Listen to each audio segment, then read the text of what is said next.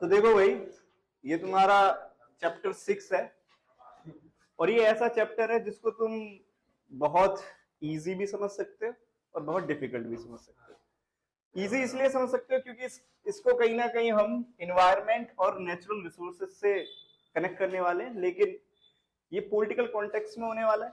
Means all over the world हम जो contemporary world में क्या देख रहे हैं, रिसोर्सेज को लेके पॉलिटिक्स और उसको लेकर की गई ट्रीटीज, ठीक है, और विश्व में पर्यावरण को लेके विकसित, अल्पविकसित और जो विकासशील देश हैं उनका क्या दृष्टिकोण है, इस पर उस चीज को हम इस चैप्टर में पढ़ेंगे।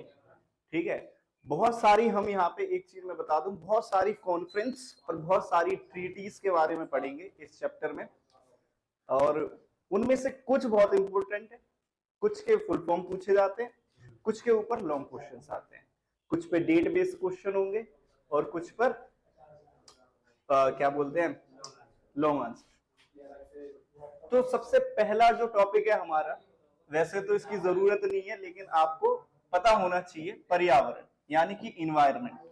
इसका क्या मतलब होता है, बचपन से पढ़ते आ रहे हो। पर्यावरण, पर्यावरण क्या है, हमारे आसपास जो भी चीजें हैं, ठीक है, वो सब पर्यावरण है।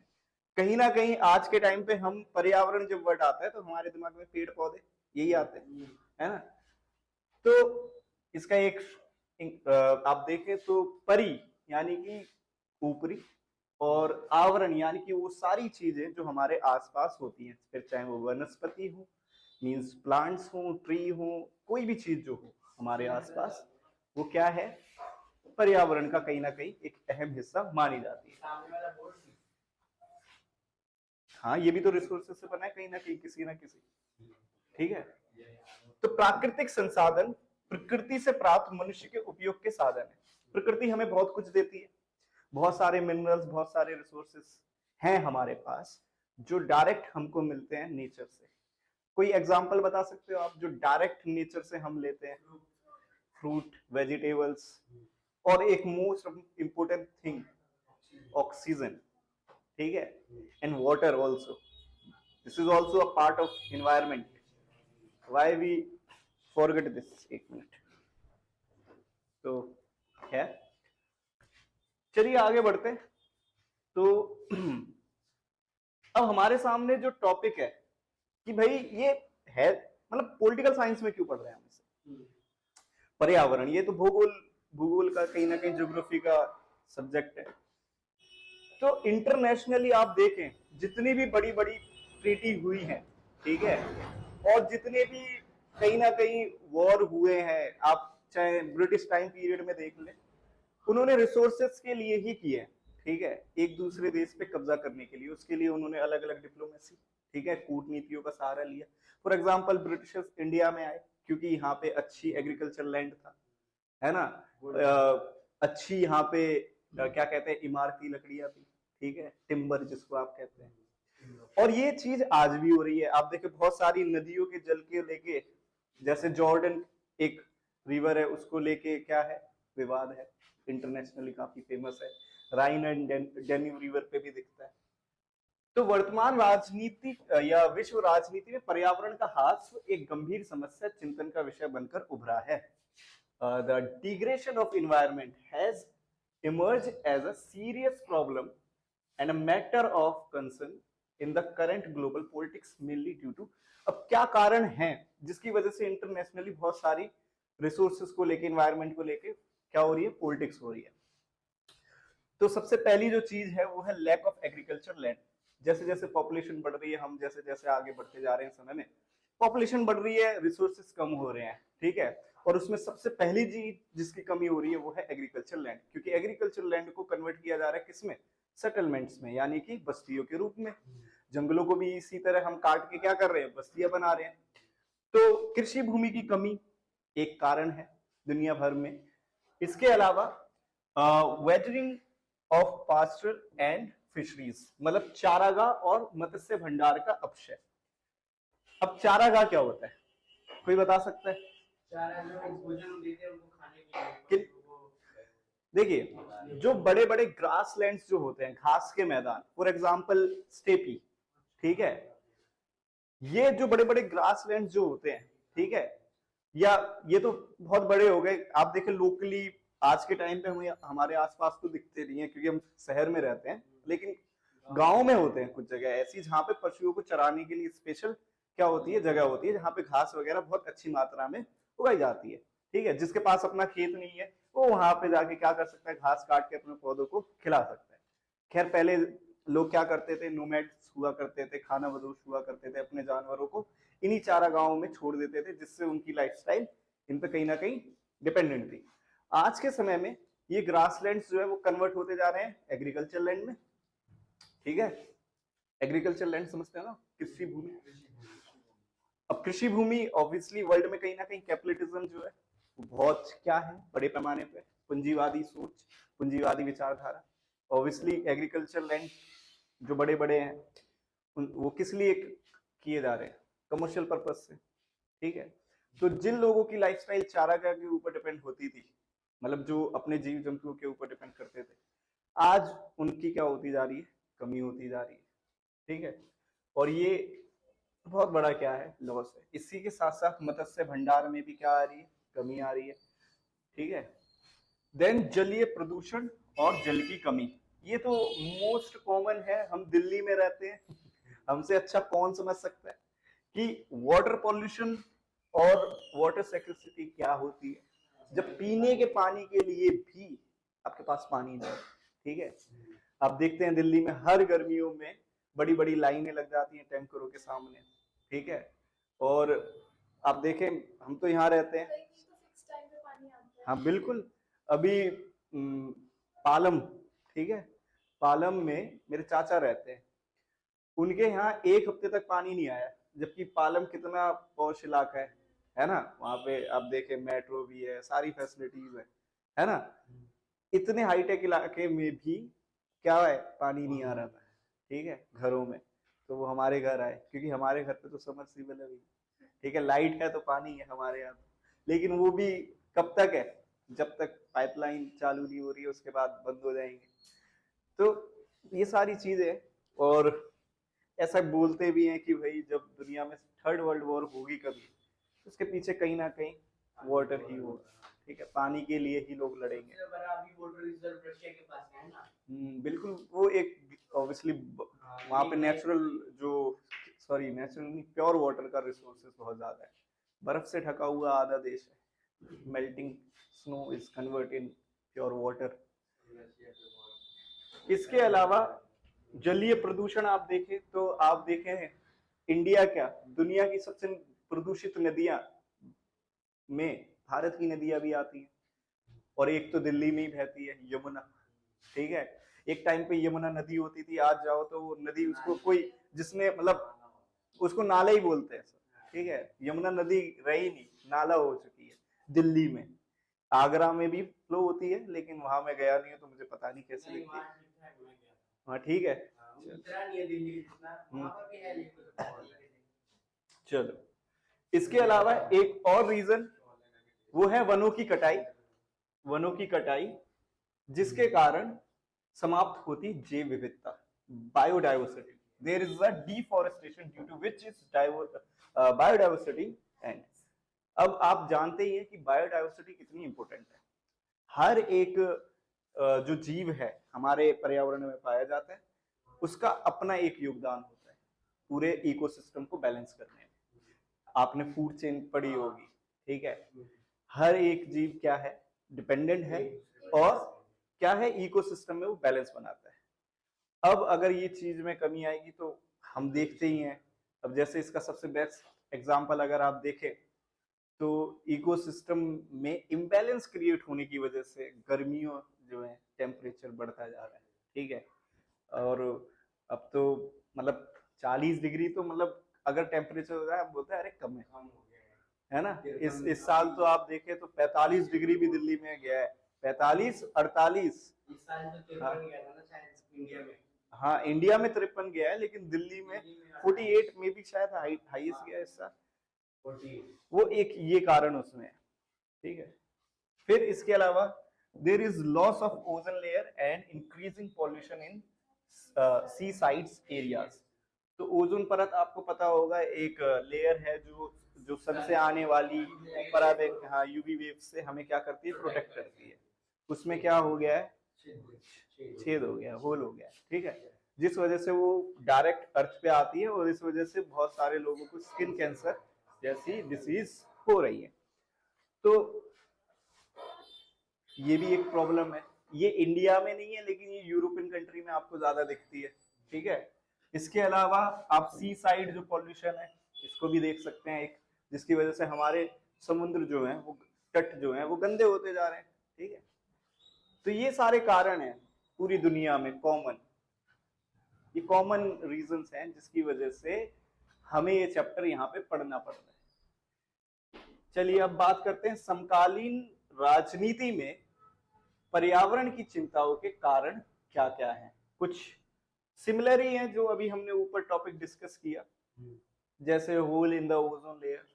अब ओजोन लेयर में होल हो रहा है तो वो किसी एक कंट्री के लिए थ्रेट थोड़ी नहीं है। आपने लास्ट चैप्टर पढ़ा ट्रेडिशनल सोर्स, सॉरी, जो सिक्योरिटी को लेके थ्रेट्स होते हैं दो टाइप के होते हैं, ट्रेडिशनल एंड नॉन ट्रेडिशनल, पारंपरिक और गैर पारंपरिक। ये कौन से में आएगा, गैर पारंपरिक में। क्यों आएगा गैर पारंपरिक में, क्योंकि ये किसी एक कंट्री के लिए प्रॉब्लम नहीं है, ये पूरी दुनिया के लिए प्रॉब्लम है। हाँ, तो एक ये कारण है जिसकी वजह से पूरी दुनिया इस पे क्या देती है, ध्यान देती है। इसके अलावा अभी पढ़ा हमने कृषि भूमि में कमी, डिक्रीज इन एग्रीकल्चर लैंड, वैश्विक ताप में वृद्धि, इंक्रीजिंग इन ग्लोबल वार्मिंग।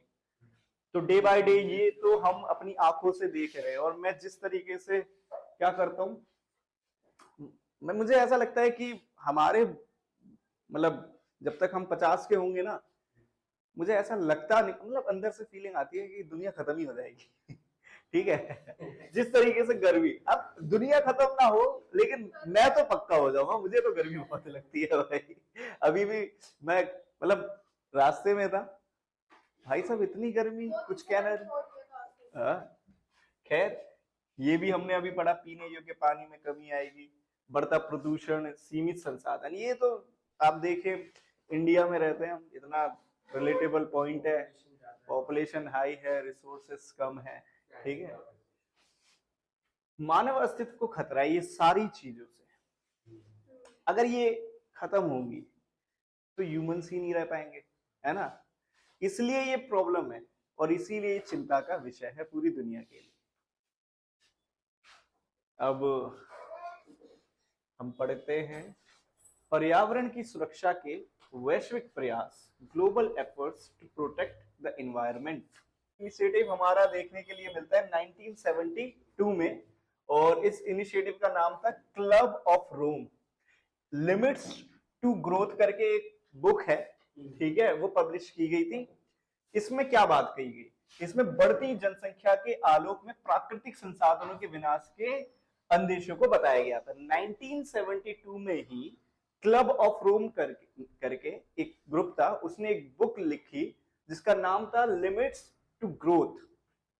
उस बुक में बताया गया कि जैसे जैसे पॉपुलेशन बढ़ेगी, ठीक है, वैसे वैसे क्या होगा, प्राकृतिक संसाधन, नेचुरल रिसोर्सेस में क्या आएगी, कमी आ जाएगी। इसके सेम ईयर में एक क्या हुआ, सम्मेलन हुआ, स्टॉकहोम सम्मेलन। सम्मेलन मतलब सेशन, मीटिंग, है ना, बैठक।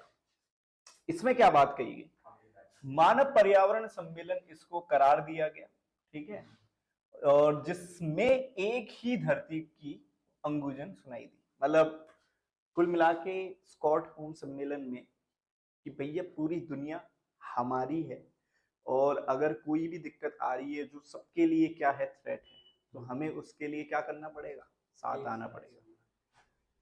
इसके अलावा 1970s के डेकेड में, यानी कि 1970 के दशक में ही यूएनईपी द्वारा आयोजित का एक विभिन्न कार्यक्रम शुरू किया गया। अब यूएनईपी की फुल फॉर्म कौन ने बताएगा, यूनाइटेड नेशनल या नेशन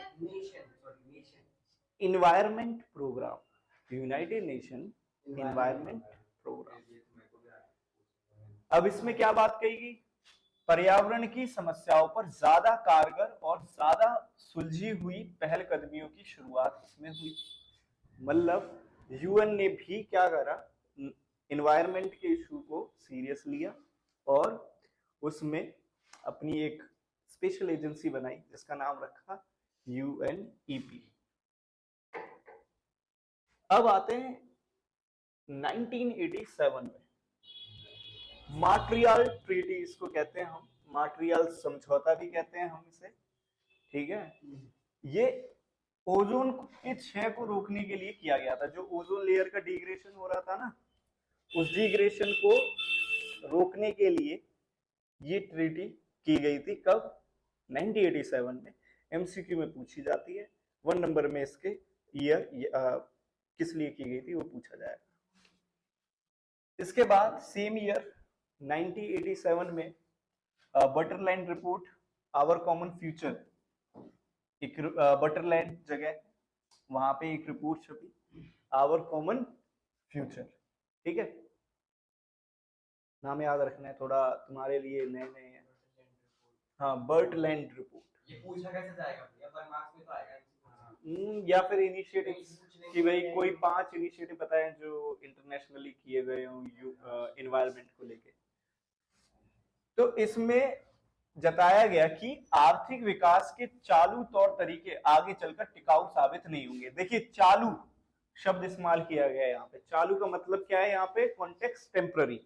जो हम टेम्पररी काम कर रहे हैं ना, टेम्पररी कुछ भी हो सकता है, ओके। तो अब देखो, सुनो मेरी बात, सुनो इधर। अब तक जो पढ़ा हमने वो था कि आएगा नहीं आएगा। ये जो है ये 100% आएगा। मतलब इस पे अगर मैं बड़े बड़े शब्दों में इंपोर्टेंट लिख दूं तो तुम्हें मुझ पे शक नहीं करना है, ठीक है? मान लो ये बात, ये आएगा, 100% आता है। हर पेपर में आता है इस टॉपिक से रिलेटेड क्वेश्चन। इसको हम कहते हैं प्रथम पृथ्वी सम्मेलन। क्या कहते हैं हम इसे? फर्स्ट अर्थ समिट। कब हुआ? 1992 में हुआ।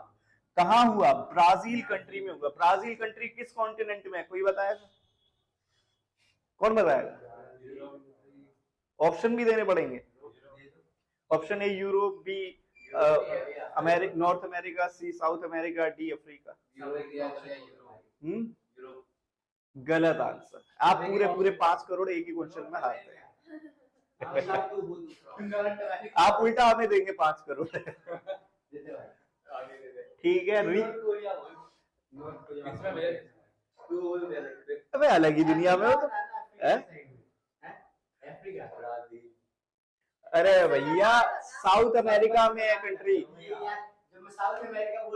साउथ अमेरिकन कॉन्टिनेंट में दुनिया का सबसे बड़ा फॉरेस्ट यहीं पे पाया जाता है, अमेज़न फॉरेस्ट।